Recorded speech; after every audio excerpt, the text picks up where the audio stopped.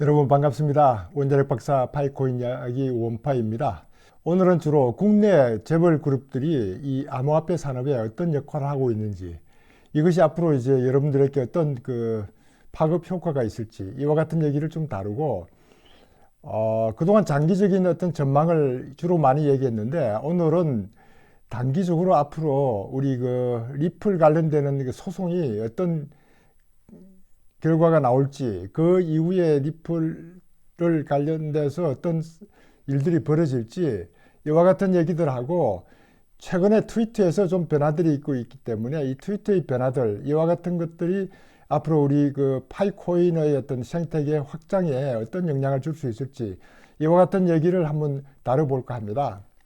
여러분들 지난번 영상에서 삼성그룹 산하 삼성자산운용사가 홍콩에 비트코인 선물 ETF를 상장을 했다, 이와 같은 뉴스를 했습니다. 이것이 이제 비트코인의 어떤 상장 자체가 어떤 의미가 있는 것보다는 국내에서 삼성그룹이 이런 암호화폐 시장에 진입을 하기가 어려우니까 홍콩에 거래처를 두고 했다, 이런 얘기는 앞으로 국내에서도 충분히 할 수 있는 그런 기회를 노리고 있다, 이런 생각을 하고, 이와 같은 것이 이제 최근의 뉴스에는 삼성전자가 독일에서 이 콜드 월렛 제조사인 렛지하고 파트너십을 맺고, 여기에도 이제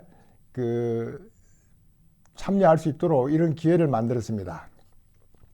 독일에 있는 하드웨어 제조사인 렛츠는 하드월렛을 만드는 회사입니다. 그래서 독일 고객들이 아마존을 통해서 삼성 스마트폰을 구매를 한다면은 거기에 하드월렛을 추가로 주고 또 NFT 시리즈를 준다. 거기에다가 또 100불까지 아마존에서 사용할 수 있는 바우처를 제공하겠다.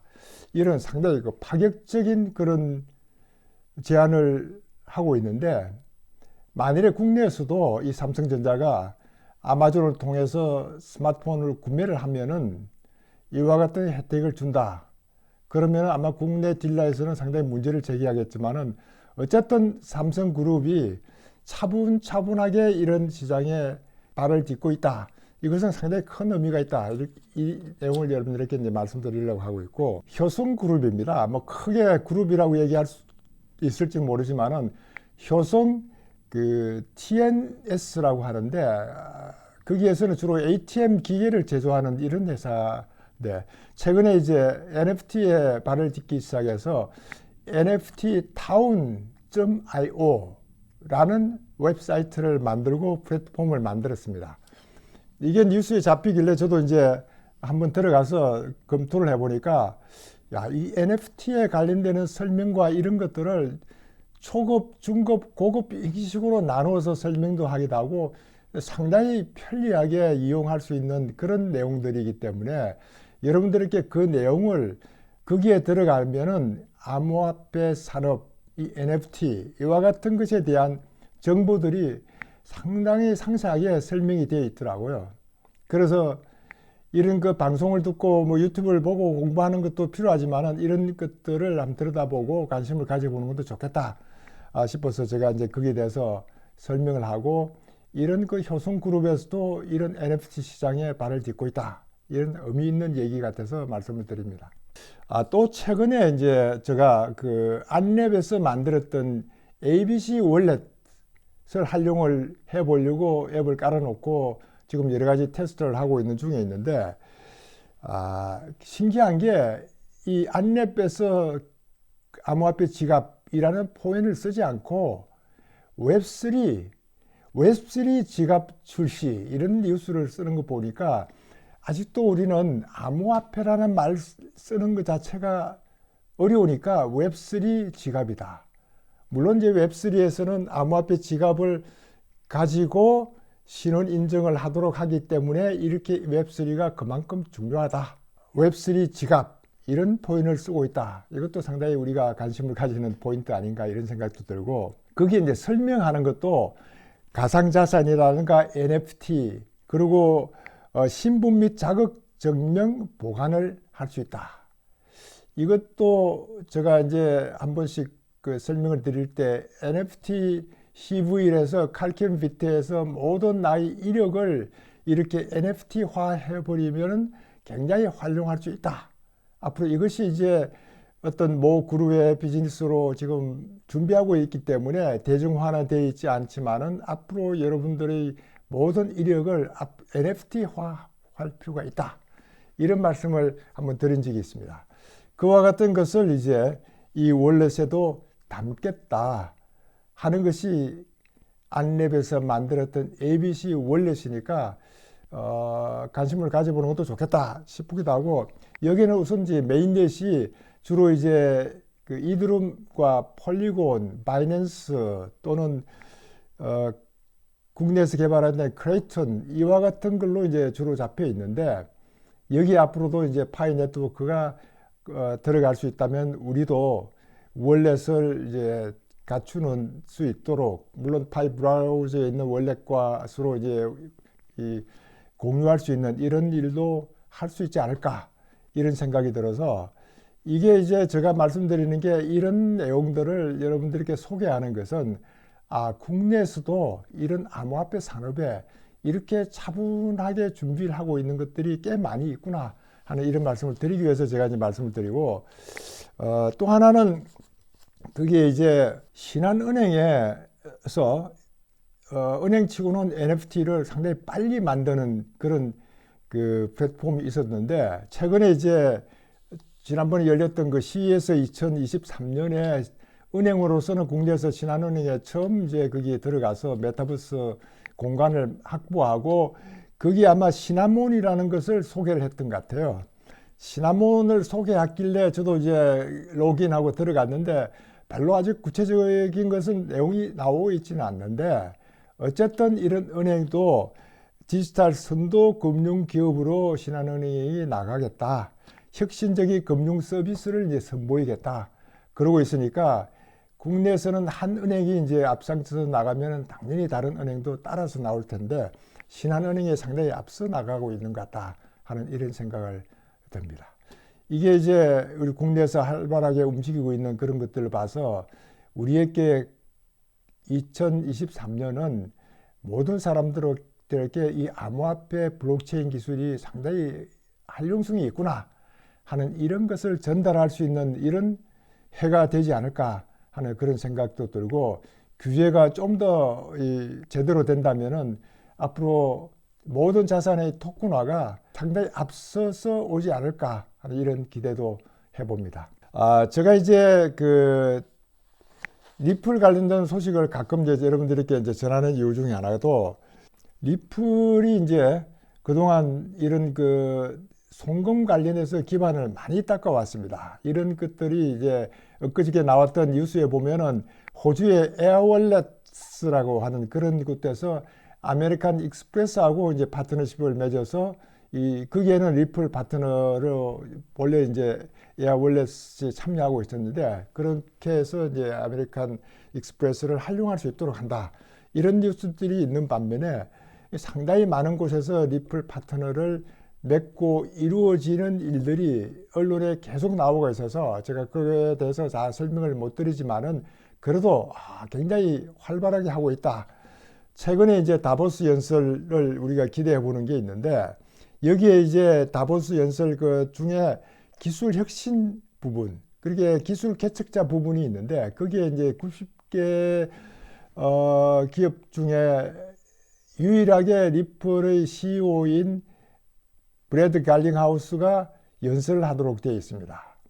이게 브래드 갈링하우스가 미국에서는 이제 SEC하고 상당히 그런 그 법정 투쟁 문제를 복잡한데도 불구하고 그런 거에 개의치 않고 이런 데 가서 이제 연설을 할 수 있고, 여기에 이제 초청을 받아서 대표 주자로 연설을 할 수 있다는 게 상당히 큰 의미가 있는데, 이런 그 다보스 회담이 어떤 역할을 하느냐, 그러면은 앞으로 이제 시대가 바뀌어 나가는 이런 것들에, 오늘 중앙일보 신문에 보니까 여기에 다보스 참석 CEO 73%가 올 세계 경제를 침체로 보고 있고, 부정적인 전망이 12년 만에 최다다.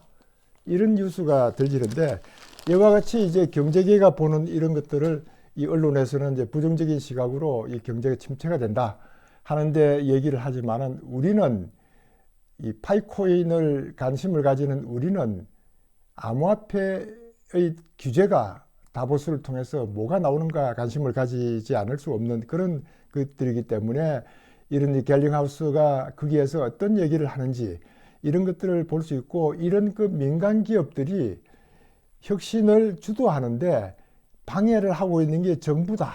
저는 이렇게 보고 이 정부의 규제가 혁신을 따라가지도 못하면서 규제를 하려고 하니까 이게 문제가 있다. 그것을 이제 다보스 포럼에서 좀 더 앞장서서 이런 그 민간 기업들이 주축이 되어서 앞으로 미래를 내다볼 수 있는 이런 전망들을 내놓고 여기에서 주로 하려고 하는 것은 암호화폐의 올바른 균형을 어떻게 찾을 것인가 이와 같은 얘기들을 하는 것 같아서 이번 회담의 결과가 어떻게 되는지 궁금하고 제가 말씀드리는 것은 이런 리플이라는 이런 생태계를 많이 갖추어 놓고 있는 이런 브래드 갈링하우스라는 사람이 직접 가서 이런 암호화폐 산업에 대해서 주제 연설을 한다는 것이 관심을 안 가질 수가 없는 그런 얘기가 되겠습니다. 여기에 이제 XRP하고 그 SEC하고의 어떤 소송 문제가 저도 꽤 오랫동안 관심을 가지고 보고 있는 건데 이것이 이제 금년 3월 말경에 어떤 결론이 나올 것인지가 모든 암호화폐 관련되는 사람들이 초관심사입니다. 우리가 파이 네트워크를 하고 있고 파이를 채굴하고 있는 사람 입장에서는 그게 우리하고 뭔 관계가 있느냐고 생각할 수 있는데 이것이 이제 결론이 제대로 나와야만 이런 암호화폐 생태계가 활성화되고 이게 활성화돼야만 우리 니콜라스 박사도 지금쯤은 이제 우리 그 오픈돼서 가도 되겠구나 하는 판단을 하려고 그러면은 최소한 기반을 닦아가는 이런 암호화폐 산업이 활성화돼야 된다. 그 차원에서 이제 SEC 결론이 어떻게 나오는지 저희들이 관심을 안 가질 수가 없다.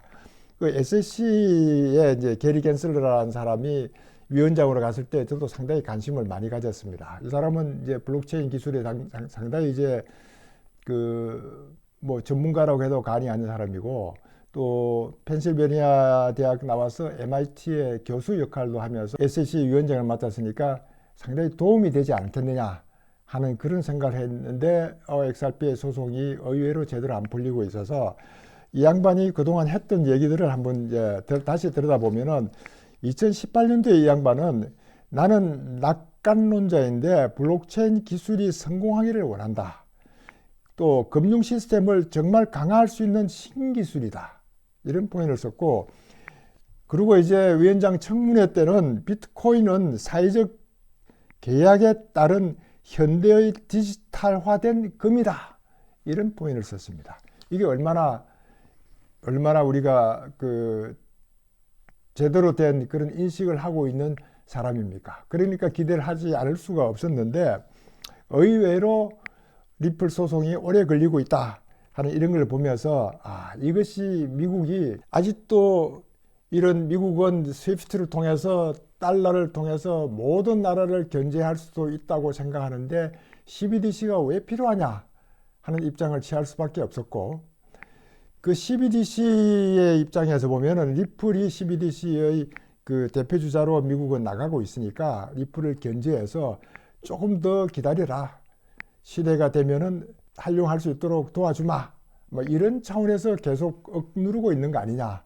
이게 이제 스위프트라 그러면 여러분도 아시겠지만은 미국은 이제 스위프트를 통해서 상당히 이제 암호화폐 이런 것들을 견제를 많이 해오고 있습니다. 이 스위프트라는 거는 국제은행 간 통신 시스템인데 옛날에는 우리도 사용해봤던 그 텔렉스 모든 텔렉스가 이제 그때 통신 수단이었는데 이런 은행 간 텔렉스가 발전시켜서 이제 스위프트화된 것이 1973년도에 만들어져서 그때만 해도 유럽과 북미의 은행에 한 240개 금융회사가 참여했다는데 최근에는 보니까 11,000개 은행이 거기에 가담하고 있다. 이런 걸 보니까 엄청나게 이제 거기에 큰 비중을 차지하고 있는데 이것이 이제 미국은 스위프트를 통해서 자기들 마음에 안 들면 이 스위프트를 활용을 못하게 한다. 이것이 이제 미국, 러시아하고 우크라이나 전쟁 때 러시아에게 제재를 가했고 중국에도 옛날에 제재를 가하려고 한참 했고 뭐 이런 것들을 하다 보니까 이 스위프트 가지고는 안 된다. 우리는 살 달러를 해야 되겠다. 하고 각 이 브릭스를 통해서 앞으로 CBDC를 강조하는 이유가 여기에 있고 중국은 CBDC뿐만 아니고 앞으로 모든 디지털 화폐를 주도권을 잡기 위해서 지금 서서히 하고 있다고 지난번 저슨 선을 통해서 제가 이런저런 얘기를 했던 게 상당히 큰 변화를 예측을 하고 있습니다. 암호화폐 산업의 SEC가 보는 시각이 상당히 변하기 때문에 암호화폐 산업에 그동안 어떻게 변할지에 초관심을 가지고 있던 그런 산업이 이제는 활성화될 수 있는 큰 기회가 올 것 같다. 이것 때문에 자꾸만 이제 제가 XRP의 얘기를 하는 것도 이겁니다. 그리고 트위터에 대한 얘기를 안 할 수가 없는데 요즘 이제 트위터에 변화되는 걸 보면 상당히 빠르게 이렇게 변화되어 가고 있습니다. 일론 머스크가 상당히 공격을 많이 받고 그로 인해서 자기는 CEO에서 사임하겠다고 해서 다음 CEO의 사람을 찾고 있는데 소문만 계속 나고 있고 아직도 정해졌다는 얘기를 하지 않는데 제가 이런 과정을 보면서 야, 그래도 이런 대기업에서 CEO를 정하는데 이런 트위터를 통해서 서로 의견 교환이 된다. 이런 얘기는 우리나라의 재벌들에게는 상상을 할 수 없는 그런 일들이 미국은 벌어지고 있다. 이런 트위터 하나를 가지고 모든 얘기들이 주고받고 공격도 하기도 하고 거기에 방어도 하기도 하고 변명도 하기도 하고 하는 일들이 이루어지고 있다. 이런 생각을 하고 있습니다. 그래서 이제 트위터에서 그 페이먼트 시스템을 이제 담당할 회사를 스트라이프라는 회사를 정했습니다. 이 스트라이프라는 회사는 만들어진 지 그렇게 오래되지 않는데 상당히 급성장했던 회사 중에 하나고 그것이 급성장하게 만들었던 동기가 일론 머스크가 시드머니를 제공했던 뭐 토마스 틸도 마찬가지고 이분들이 이제 이런 그 시스템을 만들어가는 그런 입장에 있습니다. 그 스트라이프를 통해서 이제 결제할 수 있는 시스템을 만들어 놨는데 여기에 이제 암호화폐가 들어가느냐 안 들어가느냐가 아직도 들어가기를 기대하고 있는데 제일 먼저 들어갈 수 있는 게 도지코인 아니냐 해서 상당히 도지코인에 이제 관심을 가질 수밖에 없고 일론 머스크는 도지코인에 대해서 이제 뭐 투더문이라는 포인을 한마디만 이렇게 하면은 다시 도지코인이 상당히 이제 활성화될 수 있는데 제가 도지코인에 대해서 언급을 하는 것이 아니고 이렇게 트위터에서 도지코인이 활용이 된다면은 암호화폐 코인 이런 내용을 전혀 모르던 사람들이 이게 상당히 쓸모가 있겠구나. 이게 돈이 되는구나. 이게 가치가 있네. 투자할 필요가 있네. 이런 느낌을 주면은 많은 투자자들이 여기에 들어오게 될 거 아니냐. 그러면은 이 트위터가 차지하고 있는 비중이 엄청나게 큰 이 네트워크를 가지고 있는데 여기에 엄청난 사람들이 코인에 대한 관심 가지게 되면은 우리가 파이 코인에 대해서 부정적으로 생각하고 있고 아직도 파이 코인이 뭔지도 모르는 사람들이 파이 코인의 한마디 한마디 트위터를 통해서 전달되어 가는 것들이 얼마나 많은 사람들이 관심을 가지겠느냐. 이렇게 해서 우리 파이 코인의 생태계를 이 트위터가 상당히 크게 만들어 줄 수 있을 것 같다고 저는 그 트위터에 대한 얘기를 꽤 많이 했습니다. 왜냐하면 일론 머스크 자체도 CEO가 어떤 사람이 되든 본인은 트위터를 통해서 암호화폐의 혁명을 이루겠다고 했던 분이니까 기대를 하지 않을 수가 없습니다. 혹시 오늘 얘기가 여러분들께 도움이 됐다면 구독과 좋아요 부탁드립니다. 그리고 우리나라 설날 연휴를 건강하게 재밌게 풍요롭게 보내시기를 바랍니다. 여러분들 감사합니다. 감사합니다.